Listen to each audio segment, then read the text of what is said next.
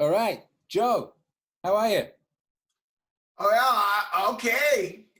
I'm okay right now today, Yeah, as long as I don't turn on the television. it's a day at a time, man. I mean, life in general is a day at a time. I know you know that. Yes, I do. It's amazing in early recovery, shall we say, how many of the simple things work today. Like keep it simple and one day at a time, and stay in the moment. You, You you and I, know, you and I first met about 7 or 8 years ago. You did that TV show that I hosted, Guitar Center Sessions, and I think part of our conversation on that day, obviously apart from the music, was talking a little bit about recovery. I have my own recovery from alcoholism as well, yeah. and one of the things that I've noticed in the last couple of months is exactly what you just said. I'm not a guy who sort of bashes people over the head with it, but the things that we learn in these recovery groups about being in the moment is everything right now, right? Yeah, So yeah. so I love your space. When I just signed on, you told me it was your laboratory, or how do you guys say it? Yeah, my man cave, it's my place. It's my place, and I'm a mad scientist, except I'm attention deficit. So I start projects. I have great ideas and start projects, and then I lose interest in them and start something else. So everything lying around is an unfinished project, but I'm proud of it. My wife tries to clean up, and if anybody cleans this up, then I can't find anything. I know exactly where everything is, but it looks like a tornado just came through, and that's me.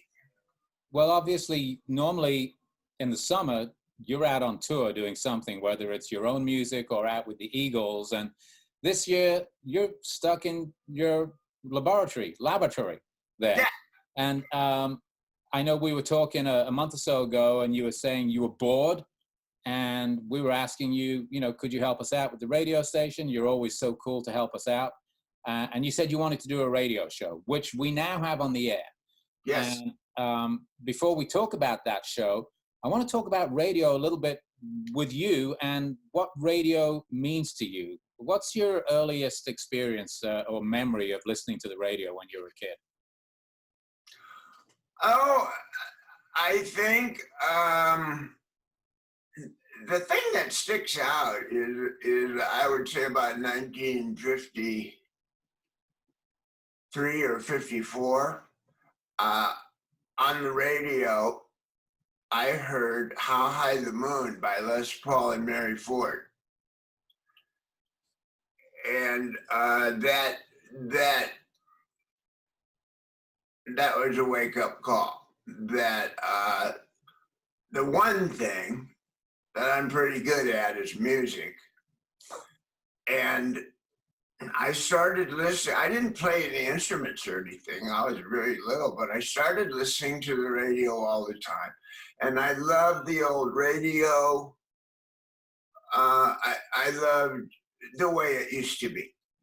It's 21st century radio now, but the old radio where the disc the disc jockey or the announcer what had a personality and was somebody.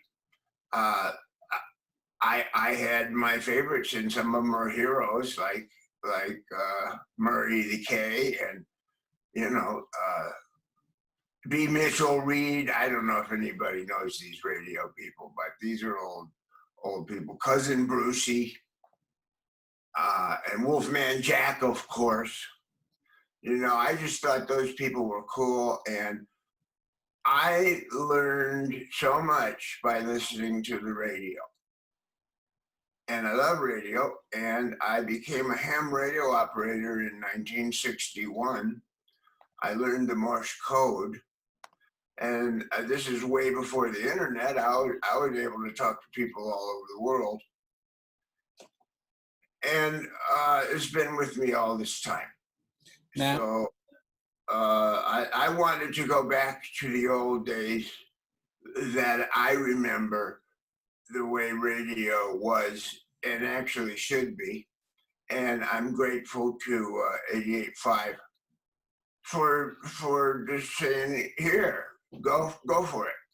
Well, we're so happy to have you, playing the music that you love and telling your stories as well. And I want to talk a little bit about that ham radio piece of equipment that is right behind you. As we're looking at you, it's Yeah. to the left. It's to the left of you.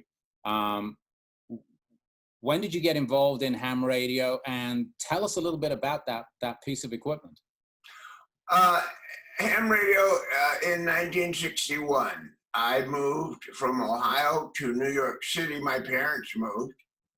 And I went from a wonderful running around in Ohio with neighborhoods and backyards and vacant lots and train tracks and all that kind of stuff to a 2-bedroom apartment in New York City with my parents on the 3rd floor. And it was summer, so I hadn't started school and I didn't have any friends, and I didn't know anybody. And that was a tough summer. And I was 12, and I saw this thing on the roof that went around on Saturdays, big aluminum thing, and I followed the wires down to another apartment, knocked on the door, and the guy that opened the door was a ham radio operator, and he invited me in, and I got to sit with him, and he talked to people all over the world. Can you tell us what that was like, that moment of discovery where you're sitting there and this guy is just dialing people up, bringing them in from, what kind of places?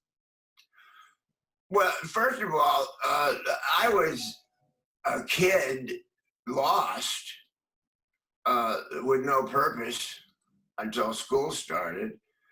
And this was an entire world. And it was fascinating. And I just did that the rest of the summer. I learned Morse code, and I got a ham radio license. This is not like Citizens Band where you have a handle. Sure. It's an actual FCC permit to operate. And I've been a ham ever since. And if you, the guy saved my life. The guy saved my life. It was life-changing. And he's one of my mentors. He was just a cool guy. But when the infrastructure goes down, when there's tornadoes or an earthquake or a tsunami or a volcano eruption and everything, the grid goes down, the only way in is through ham radio operators for communication. And we hams, one of our purposes is to have an entire emergency system in place worldwide. And we do emergency communications. I remember an earthquake in Santa Barbara. Nobody knew where their kids were. The phones were down, everything was down. We set up at hospitals. We help parents find their kids and all of that. So ham radio is just a standby thing. When everything is gone, you can always talk to somebody with Morse code. Yeah, exactly. Obviously today, we have the internet, but if the internet goes down, and let's be honest, the internet can go down anytime if somebody chooses to take it down, right? Yeah, you're gonna need that. Yeah. That's a 1950. 1950 amateur radio transmitter. It's 1,000 watts. It's totally tubes. It weighs 400 pounds. It's the old technology. It works perfect. It's wonderful. It's just obsolete. And is there a big battery in that as well? Obviously. No. It works. It plugs into the wall. It works on 220. Gotcha. Yeah. But that came out of the Cold War. Military stuff, and the company that built all the radio systems for the Strategic Air Command, they were all ham radio operators, so they built their own transmitter for hams, and there's 50 of those left in the country, and I'm proud to have one. KWM, it's a KW1 Collins amateur transmitter, shortwave transmitter. How often do you get on it these days? Well, it's one of the blessings of being home and not on the road is I've had time to get on the air at night, late at night.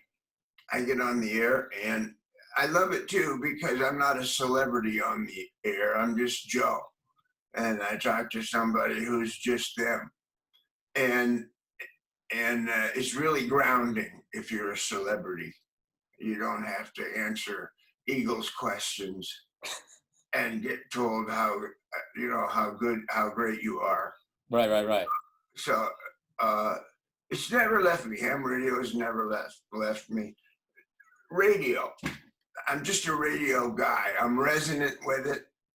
It's something I remember from an early age, and I love the chance to show everybody what that used to be like. So it's another career for you. You know, it's like you've done everything in obviously writing and recording and performing, and here you are now hosting a radio show. And I know you've done it before, but you know there are a number of people who started off in radio. Willie Nelson was a DJ. Yeah. I remember when I first met Willie years ago, and he told me he was a DJ, and I was like, wow, there's hope for me. You know, like it's amazing people who get their start in that, but also people who sort of come around to it because who doesn't want to be on the radio? Let me ask you, how's it been putting this show together for the last couple of weeks? What have you learned in the process of actually putting a show together every week? Well, it's a lot harder than I thought it would be. It's a lot harder than I thought it would be. Good. I picked songs that I think are relevant. I like to make a collage of songs that flow into each other and are relevant. I'm rusty. You know, I pick all these songs and then I add up the times, and there's no way. You gotta make it all fit together. It's not going to fit. No, Yeah. I haven't. You know, unless the show is 3 days long. Yeah. So I've had to edit that way down, and it's something to do. Yeah. And I think every week I'm getting better. What can we look forward to in the coming weeks? Well, the first I've done 2 shows, and the input that came in was that I should talk more. Yeah, we wanted to hear more of you. Yeah, and I wanted, if that was going to happen, I wanted it to happen naturally. I just wanted to play records and get this thing going, and work on it and turn it into something. So I'm going to talk a lot more. I'm going to tell some stories, and I found a bunch of stuff that you wouldn't hear, except I have it lying around, and it's things that have been recorded, jam sessions that I've been in with other people, things with stories, and I'm going to start playing those and talking about them and the other musicians and stuff. And I have a friend named Big Bob who I invented. And Big Bob is going to be like Ed McMahon was for Johnny Carson. Oh, so And there's gonna be another character on the show. yeah, Big Bob is going to be co-hosting this show. I can't wait to hear Big Bob. Right. Yeah. So before I let you go, what else are you doing to kill your time these days? How else are you taking care of yourself? You and your wife, your family. How are you dealing with quarantine? Well, we are kind of barricaded in here. I'm. My doctor says you're 72. You can't get this, and my wife's a cancer survivor. She can't get this, and so I've taken that seriously. We have not gone out, and we have a very clean house, wiped down, and we stay here until it's safe. On the road, I just was like, I'm tired of doing all these concerts. I can't stand this. This is what you do towards the end of the tour. I've had it. I'm never going to tour again. And you go home and 6 weeks later, I gotta go. I gotta leave. I gotta go play. And it's like, ooh, woo. But I'm home, and I always thought when I'm done and I'm not playing any more concerts, I'll be able to do anything I want. Well, careful what you pray for, because I can do anything I want, and I don't know what that is. So I think all of us have a lot of time to get to know ourselves, because we're not on the daily routine that was frantic. LA was going so fast. Just being home, you had a list of stuff to do every day, and phone calls to return and emails to return and stuff. And now I have a lot of time, and I'm getting to know myself. And that's kind of an awakening. And I'm grateful to have that time. I'm grateful to have time just to be. It's healing inside my bubble. If I turn on the news or start writing a screenplay about how bad it is and how much worse it's going to get, I go dark. And I don't want to do that. So I'm trying to stay neutral. I'm doing a lot of stuff on Zoom with other recovering addicts and alcoholics, sober people, surrounding myself with sober people. And it's a community, and that's how we stay sober. And I am working behind the scenes politically. I think, I'm not going to go there. No, but I know that you're active, and yeah, I'm active politically. I think we need to balance the Congress. So neither party is the majority, so we can pass some legislation that's good for everybody, because Congress will represent everybody if it's balanced. Stuff like that. I get it. So you're busy. You're busy in there, and I love what you say about taking the time to get to know yourself. For a lot of people, it's really uncomfortable for a lot of people. This is a scary time, and especially geez, it gets so quiet. The quiet's loud. Well, especially if you're at home alone. I mean, you and I are both fortunate that we have partners who we like. You imagine being stuck at home with somebody you didn't like. Yeah, it's a wonderful time for family dynamics. Right. To have a good time with everything, but learning to be still, I think, is the secret at this point. as we wait out these times.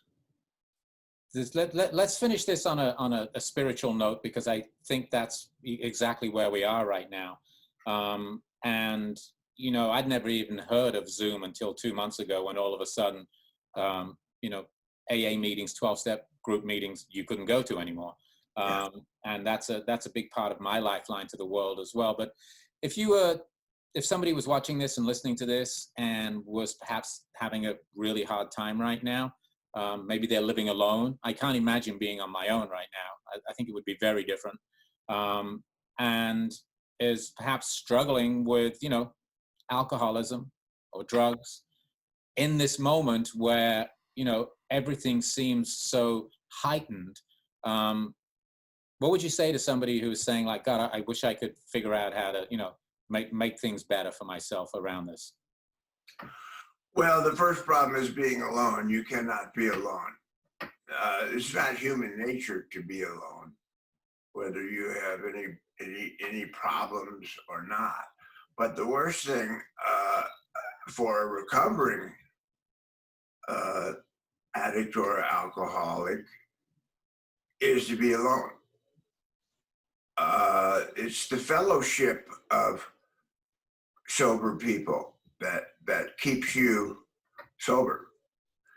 And Zoom's pretty easy. The hardest thing to do is to ask for help. And the phone can weigh 50 pounds when you pick it up. But if you have a moment of clarity that this has got to stop, you got to pick up the phone and ask for help. And there are all kinds of numbers. Yeah. Central office is in every white pages, Alcoholics Anonymous. I mean, everybody in America is on something. That's the sad fact. But if whatever that is affecting your life in a bad way, you might consider asking for help. Well, look in a phone book if you have one, and obviously the internet is a place to just, you know, you just do a quick Google and you'll find places where you can. Help's all over the place on the internet. Yeah. Well, listen, I want to thank you first of all for, you know, supporting the station. Since I met you, you've been so, you know, supportive of the station.